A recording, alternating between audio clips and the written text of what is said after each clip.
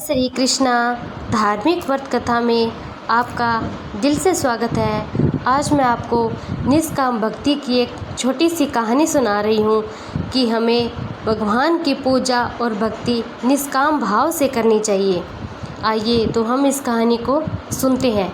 एक भगत था, वह रोज़ बिहारी के मंदिर जाता।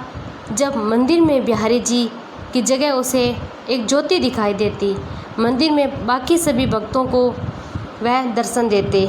आज बिहारी जी का श्रृंगार कितना अच्छा है, बिहारी जी का ऐसा मुकुट है, उनकी पोशाक ऐसी है। सभी भक्त ये कहते, पर वह सोचता मुझे दर्शन क्यों नहीं होते, मुझे केवल ज्योति ही दिखाई क्यों देती है।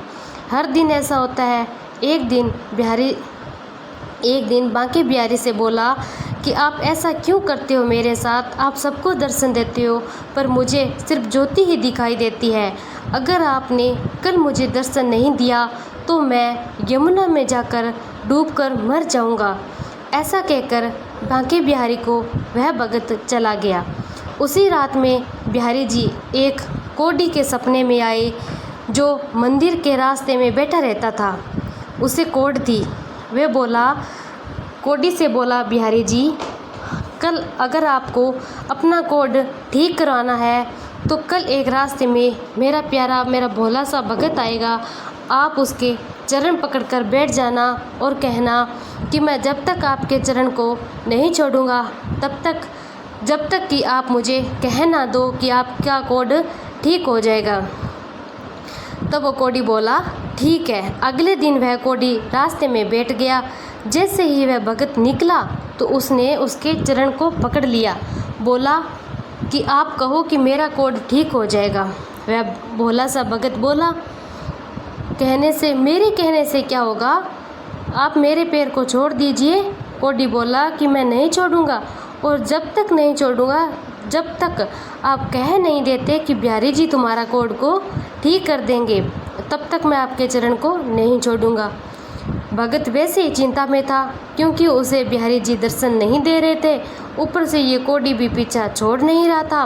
वह जुझलाकर बोला, जाओ बिहारी जी तुम्हारा कोढ़ ठीक कर देंगे।